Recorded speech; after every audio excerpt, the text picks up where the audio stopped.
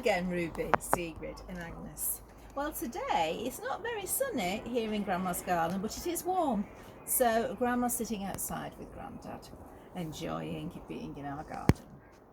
The chapter in the book today is called Down on the Farm. And the picture right at the start of the chapter is showing Sophie's classroom at school.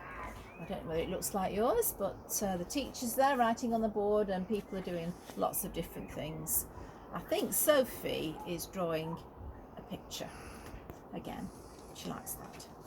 Sophie likes school.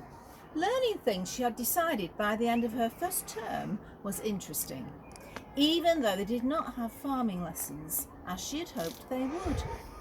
But she could see that to be a farmer one day meant you had to know how to read and write and to do sums and other maths. So she set about these tasks in her usual determined manner. Early in the summer term, her teacher was asked by the headmistress, "How is Sophie getting on?" I think that blackbird wants to join in the story, doesn't he? "Very well, really," the teacher said. "She takes a lot of trouble with her work. Wants to be a farmer, she tells me, so we do a lot of number work with bottles of milk in the morning. She does tend to live in a world of her own, though." "Is she still a loner?" said the head teacher. "A bit. I don't think she's got a special friend in the class." Her mother said one evening to Sophie, "Who's your special friend at school, Sophie?" "Tomboy," said Sophie. "No, I mean at school, in your class." "Dawn?" said Mark. Dawn was a pretty little fair-haired girl, you remember, always beautifully dressed, the exact opposite of Sophie, both in looks and nature. "No," said Sophie. "What about Duncan?" said Matthew. Duncan was a very small, round, short-legged boy with ginger hair, who liked eating, if you remember. A one-time playmate of Sophie's, he'd been stolen away by Dawn while Sophie was away having chicken pox. Both had paid dearly for this. "No, I don't like him either," said Sophie. "Well, don't you like any of the children in your class then?" said her father. "Not particularly. Andrew's all right, though." Her mother waited till Sophie had plodded off upstairs to play with the new kittens, and then she said to the twins, "Who's Andrew?" "Oh," said Mark, "he's new this term." "He's a farmer's son," said Matthew. "Aha. Is he nice?" "I don't know," they said. "We never play with the infants." In point of fact, Sophie hadn't decided whether Andrew was nice or not, nor did she really care. Once she'd found out that his father was a farmer, she had determined to make a friend of him. Then she thought he would invite her to tea at the farm, and after a bit she would be able to go there more often, and she'd be so useful to Andrew's father that he would ask her to come and help regularly every day perhaps. And when she left school she could work there, and later she and Andrew could probably get married and have 4 babies just like Tomboy and live happily ever after on the farm. She's got a very good imagination, hasn't she? With such a prospect in view, what did it matter whether she liked Andrew or not? Sophie took her time. She didn't try to bribe him with sweets, as Dawn would have done, nor did she set out to boss him as she had bossed Duncan. Instead, she began to ask Andrew lots of questions about farming, of course, whenever she just happened to find herself standing next to him in the playground. And that's a picture of Sophie thinking of a question to ask Andrew. Sophie's reason for this questioning was purely and simply to learn things that would be useful to her one day. Andrew, however, a sturdy little boy of about Sophie's height and build, with very fair, almost white hair, was flattered to be thought so knowledgeable, and answered these questions readily, if not always accurately. "Your dad's a farmer, isn't he?" was Sophie's first question. "Yes," said Andrew. "I'm going to be a farmer when I grow up." "You can't," said Andrew. "Why not?" "Well, farmers are usually men." "Well," said Sophie, "I'm going to be a lady farmer, so there." "I'm going to be a man farmer," said Andrew. "You're lucky," said Sophie, "living on a farm now. Has your dad got cows?" "Yes, hundreds." "Can you milk them?" "Yes, of course you can." What else can you do? Drive a tractor, said Andrew.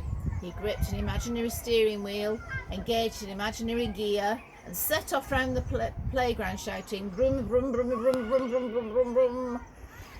Sophie stood waiting until he had completed a circuit of the playground, pulled on the imaginary handbrake, and switched off.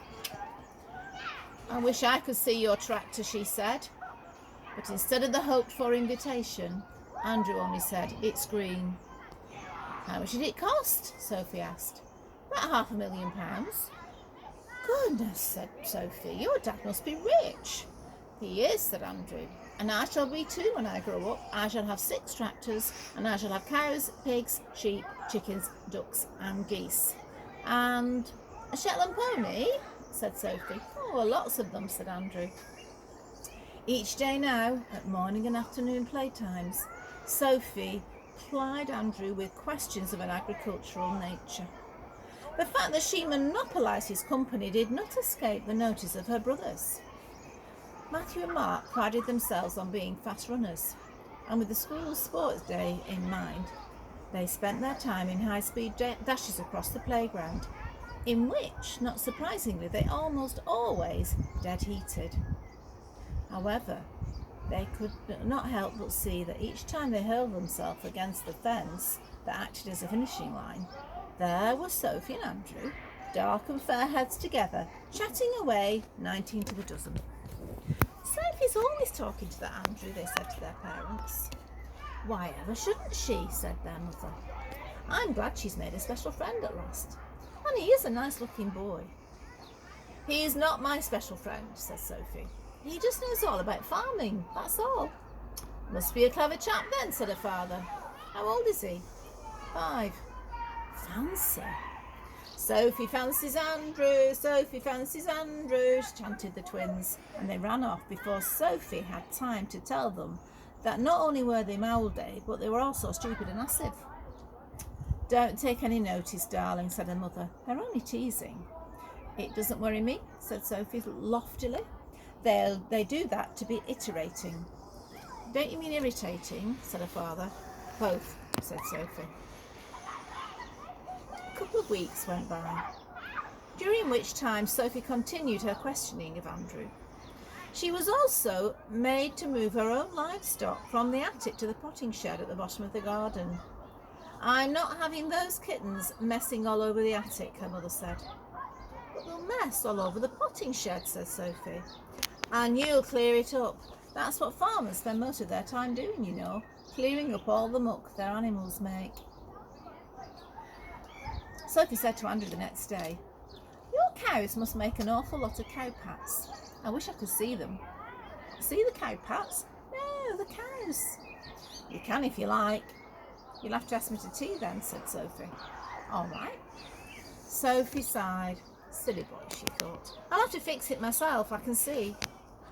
She said, "You ask your mummy to ask my mummy if I can come for tea, and then she can bring me." "All right," said Andrew. So at the end of the school day, Andrew's mother saw her son approaching, his hand firmly held by a stocky little girl with an untidy mop of dark hair and a very determined expression. There we are. There's Sophie and Andrew walking down the school path together. Sophie's mother arrived in time to hear the ensuing conversation.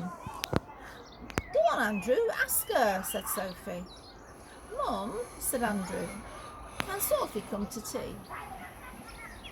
She'd obviously fixed the whole thing up herself, Sophie's mother said to her husband later on. "I'd never even met the boy's mother before, but she did seem nice. I said we'd pick Sophie up again about 6. She'll have got herself into a lovely mess, I shouldn't wonder," said Sophie's dad. "Oh, I don't know. I made her take her wellies." Just then, the phone rang in the hall. Sophie's mother came back from answering it. "You were right," she said. That was Andrew's mother saying, "Could I bring some clean clothes? Sophie's absolutely filthy."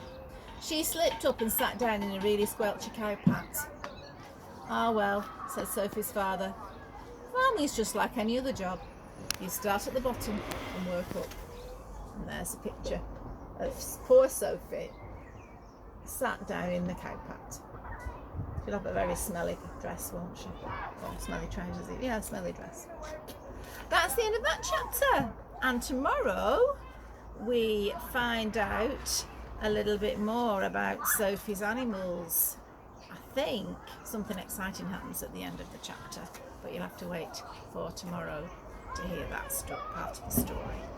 So Grandma will say bye-bye, be good, and I'll see you soon.